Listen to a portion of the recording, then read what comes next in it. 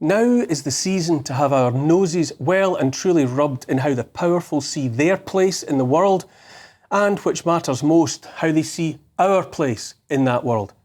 I say the puppeticians and their masters have set themselves on high while we are supposed quietly to come to terms with the fact we are, in their eyes, the lowest of the low. Democracy be damned. Not only do our opinions not matter, they're likely to land us in jail if we voice them. And if you have any spoken loyalty to poor old battered Britain, woe betide you. Britain is a controlled demolition project, and if you don't like it, then too bad. The old notions of the people of Britain being able to count on political parties dedicated to defending them against the predatory excesses of the rich, the vampiric big corporations, the infinitely greedy money men, those outmoded fancies have been drowned before our eyes like a litter of kittens tied in a sack with a breeze block and flung in a river. The message is that the days of democracy are gone, that there's a new sheriff in town, and, by the way, he especially enjoys letting a rich man, richer than him anyway, buy him pretty things and pretty things for his wife. We can imagine Prime Minister Keir Starmer leading a Labour government pledged to inflict more austerity on the general population, fresh from the decision to deny the cold weather allowance to millions of pensioners, rubbing his hands together while millionaire Labour donor Lord Ali lavished tens of thousands of pounds of designer stuff on him and his wife, Lady Victoria. It's no secret. Nothing meaningful will come of outrage from observers. Empty words came from Number 10 about how Starmer thought he was following the rules, but oops, something went astray, like tens of thousands of pounds worth of freebies he thought not to mention. I don't think for a minute it was any kind of oversight. I say such moves are part of broadcasting to us that the Labour Party of Britain is now blissfully wedded to the rich. Socialists used to shout, "Eat the rich." Now it's, "I'd like to eat what you're eating." Orwell said socialists don't give a damn about the poor, they just hate the rich. Socialists still don't give a damn about the poor, but now they make no secret about loving the rich instead, wanting to be the rich. Starmer and his ilk love being pampered, flying in private jets and such, and more to the point, they want you to know that that's just how they roll. Starmer's long since let it be known he prefers the company of Davos man, Davos and the World Economic Forum, nexus of the world's richest people, that he'd rather be there than in Westminster. That's just how it is now, so suck it up, serfs. The pantomime is choreographed to infuriate and to put us firmly in our place. Starmer's Labour cut the cold weather fuel payments and then, in the next breath, promised another 600 million of your tax pounds to Zelensky's Ukraine for the war Russia won months, if not years ago, in addition to the billions promised forever. Since when did UK puppeticians get to promise anything forever, far less our tax as yet unharvested? And then it's all followed up with news of the freebies, fancy new knickers for El Presidente of our banana republic.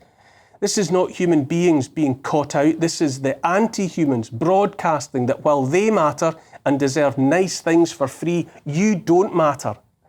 Free clothes and assorted baubles are the least of it. When it comes to having our noses rubbed in it, the discarding of democracy, the censorship of dissent, the jailing of people with opinions that run counter to those of the powerful, things like that matter rather more. A regular guest on this show is Colonel Douglas Macgregor, war veteran, military analyst and sometime advisor to the Trump White House. This week, in conversation elsewhere about the war in Ukraine and how it's being pushed by Britain ever closer to global thermonuclear war, he referred to, quote, "This man Starmer, who is at war with his own population, locking people up, punishing his own people. At the same time, he is a strident advocate for war with Russia," end quote. I listen to the Colonel and remind myself he's a war-hardened man, a White House advisor, a senior military analyst, born and raised by our ally, and this is how he assesses the British Prime Minister. He also said of Starmer, quote, "He doesn't seem to understand how vulnerable Britain and NATO is to Russian weapons and capabilities. He's capable of dragging us into something that we ultimately don't want, which is an open war between the US and Russia," close quote. Zelensky is no longer the legitimate leader of Ukraine. He has run out the clock on his presidency, ruling by fiat. Still, we're told this war is about defending democracy. It's never been that. By now, Zelensky has the Orthodox clergy in his sights as conscripts for the front line that has already consumed hundreds of thousands of men and boys. Come one, come all. This is the war our government seeks to promote. This is the war for which our government has pushed for the Ukrainians to have permission to use British-made long-range weapons against targets inside Russia.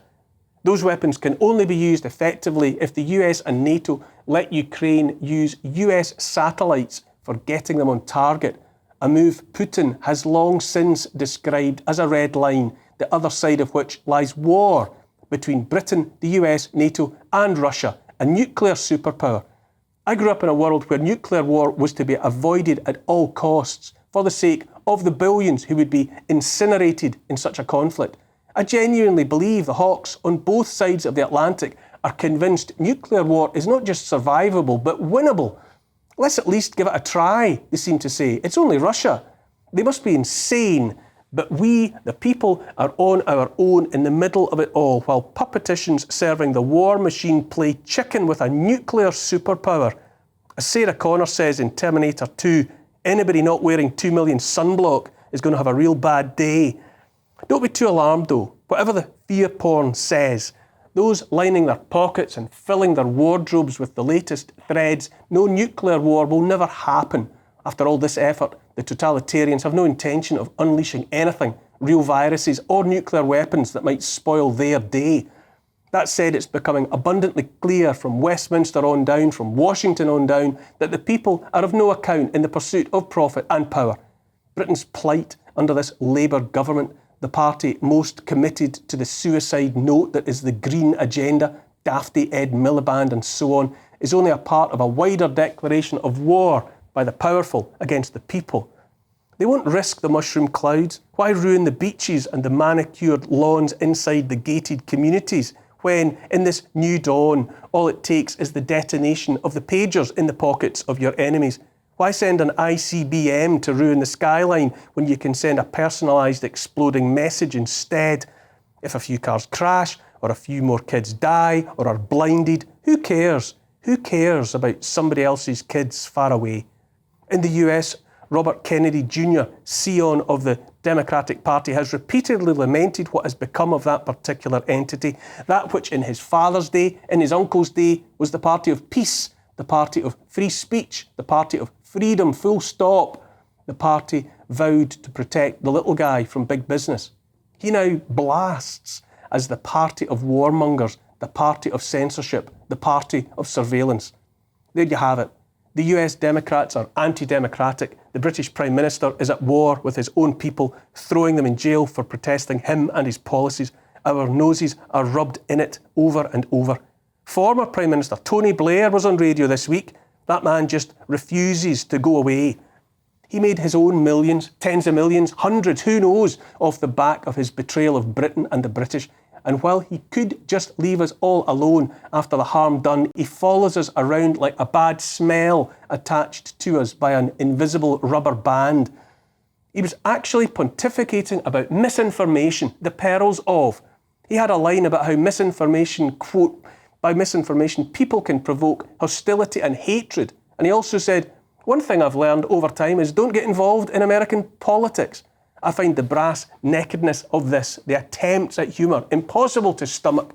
This from the Prime Minister of the sexed up dossier about Iraqi weapons of mass destruction that didn't exist, that he knew didn't exist. Talk about misinformation. The Prime Minister who thereby lied us into an illegal war in Iraq alongside the US. Don't get involved in US politics, he says. Misinformation can provoke hostility. You mean like pushing fictional propaganda to trigger an illegal war that has left 1 million dead, women and children among them, permanently destabilised an entire region, that kind of hostility. And again, I say, there's no hubris here, no accident, no self-delusion even. This is deliberate, calculated, straight up rubbing our noses in it. Do as I say and not as I do. I'm rich and getting richer, you're poor and getting poorer. I've said it before and I'll say it again, that the social contract between us and them is utterly broken and that they broke it. not by accident, but by malice aforethought. In the US, the plight of the town of Springfield, Ohio is a parable for the betrayal of the people that has been perpetrated by the powerful, not just here, but all over. Half a lifetime ago, it was hailed among America's dream cities with a thriving middle class and enduring manufacturing base. Then came NAFTA, the North American Free Trade Agreement, and so abandonment for places like Springfield. Like so many towns and cities besides, Springfield has been deindustrialised, its middle class eviscerated, immiserated. In countless places, like Springfield, the federal government effectively saw to it the industries were taken away, the middle class were impoverished, people abandoned to opioid and fentanyl addiction, their kids drawn into foreign wars. In just 3 years in Springfield, a town of 60,000 has been swamped by 20,000 refugees from the US-driven chaos, decades in the making, in Haiti. The townspeople were effectively told, figure it out. And there you have it. Here's the thing. I say all across the West, the social contract has been utterly destroyed by the powerful. Still, taxes, increasingly ruinous taxes, are hoovered up from people. It's my opinion that taxes now are no more and no less than the collection of money with menaces, the forced funding of organised crime. Anyone who thinks their road tax goes to maintain the roads or that their income tax goes to build hospitals is dreaming. I say your taxes are collected now for one reason and one reason only, so that you don't have that money. It's about immiseration and nothing more. It comes down to warmongers and money, and in pursuit of every last cent, every last penny, the ultimate enemy is us. Just because I'm paranoid doesn't mean they're not out to get you.